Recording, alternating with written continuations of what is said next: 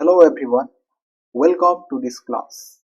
आज आम यही क्लास रे 2026 मसीहार घोषणा करा जाइथिबा पद्म पुरस्कार विषय रे डिस्कशन करबा। पद्म अवार्ड्स 2026 अपकमिंग एग्जाम्स पई करंट अफेयर्स रो पॉइंट ऑफ व्यू रु मोस्ट इंपोर्टेंट रहइबो।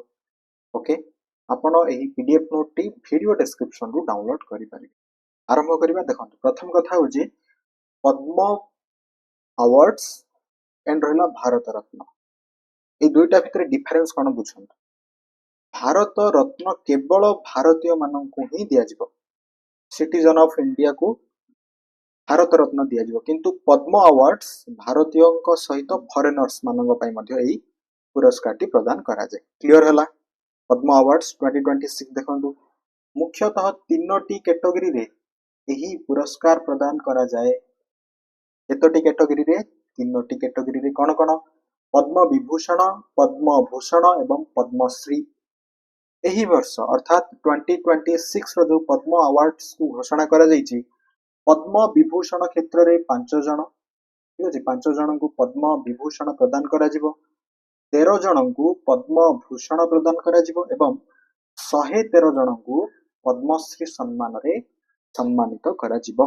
बुझियला? पद्म विभूषण, भूषण, पद्मश्री अर्थात 2026 रे मोट पद्म अवार्ड्स 131 पद्म अवार्ड्स प्रदान करा जिवो।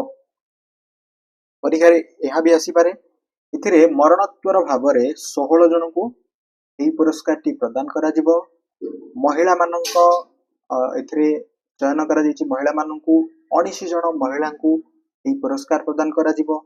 फॉरेनर्स, एनआरआई, पीआईओ, ओसीआई क्षेत्र रु 6 जन को एही पुरस्कार टी प्रदान करा जिवो एवं जुग्म भाव रे मध्य अर्थात कोन 2 जन को गोटिए पुरस्कार प्रदान करा जिवो। जुग्म भाव रे मध्य पद्म पुरस्कार मध्य घोषणा करा जायछि। क्लियरली बुझियला?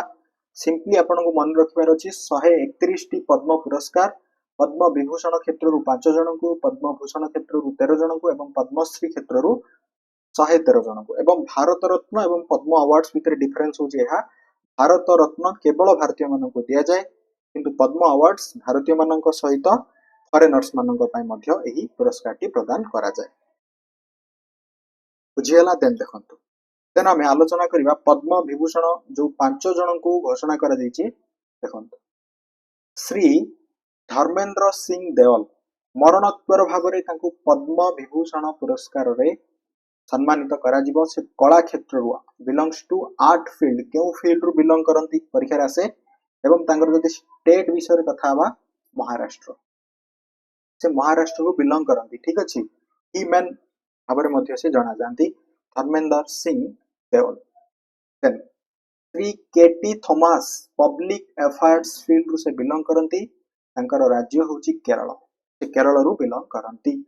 देन मन रखंतु एम एस एन राजम से जने भायोलिन वादक कला क्षेत्र रु बिलोंग करंती। उत्तर प्रदेश होची तांकर राज्य। Okay. Then Shri P Narayanan literature and education क्षेत्र रे तांको पद्म विभूषण सम्मान रे सम्मानित करा जिवो, बिलोंग्स टू केरल। देन मन रखंतु श्री डीएस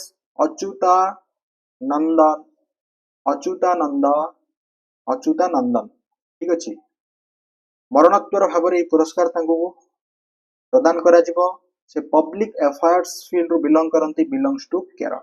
एही 5 जनकर ना आपन को मोस्ट मन रखिबार अछि। परीक्षा रे प्रश्न आसीबार बहुत संभावना अछि। ओके, ये Dharmendra Singh Deol, K T Thomas, N Rajan, P Narayanan and V S Achuthanandan. Clearly बुझियला? केउ क्षेत्र रु बिलोंग करंती एवं से माने केउ स्टेट और कंट्री रु बिलोंग करंती, that is also very very important. बुझियो जी। नेक्स्ट सिबा देखंतु, नेक्स्ट आसीबा हमें पद्म भूषण। पद्म भूषण रे 13 जन को एही पुरस्कार प्रदान करा जिवो। मिस अलका याग्निक को कला क्षेत्र रे पद्म भूषण पुरस्कार रे सम्मानित करा जिवो, बिलोंग्स टू महाराष्ट्र। मने रखंतु। ओके।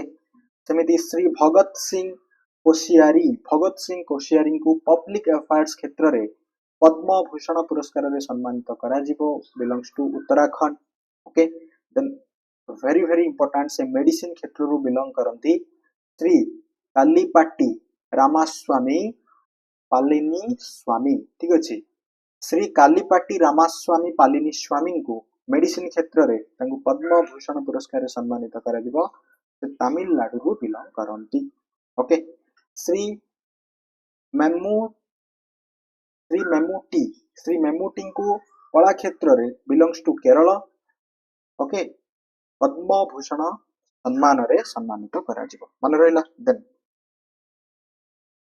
नेक्स्ट होची डॉक्टर नूरी मन रखंतु डॉक्टर नूरी को मेडिसिन क्षेत्र रे से United State of America country रु बिलोंग करंती डॉक्टर नूरी पद्म भूषण सम्मान रे सम्मानित करा जिवो। देन क्रीडा क्षेत्र रु बिलोंग करंती Shri Vijay Amritraj United State of America रु से बिलोंग करंती पद्म भूषण पुरस्कार रे सम्मानित करा जिवो। श्री एसकेएम मैलान धन। ठीक अछि मैलान धन को सोशल वर्क क्षेत्र रे बिलोंग्स टू तमिलनाडु स्टेट तांको मध्य कोन पद्म भूषण पुरस्कार रे सम्मानित करा जिवो। श्री सतफ थानी आर गणेश को कला क्षेत्र रे बिलोंग्स टू कर्नाटक पद्म भूषण पुरस्कार रे सम्मानित करा जिवो।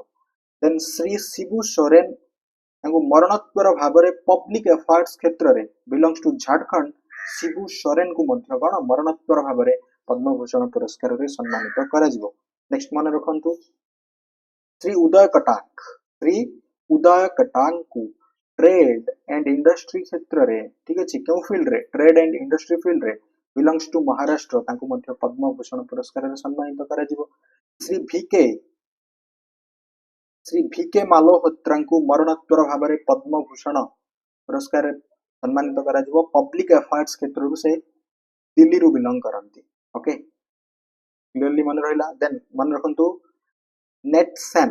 ओके नेटसेन को पब्लिक अफेयर्स क्षेत्र रे बिलोंग्स टू केरल तांको मध्य पद्म भूषण एवं श्री पीयूष पांडे को मरणोत्तर भाबरे कला क्षेत्र रे बिलोंग्स टू महाराष्ट्र तांको मध्य पद्म भूषण सम्मान रे सम्मानित करा जिवो। नेक्स्ट आछबे हमें पद्मश्री तो 113 जन को प्रदान करा जायछि किंतु हमें किछि इंपोर्टेंट्स को ही माने रखिबा। ओके देखंतु पद्मश्री 113 जन को ओडिसा रु 4 जन को माने रखंतु miss Gayatri and miss Ranjani Balasubramanian.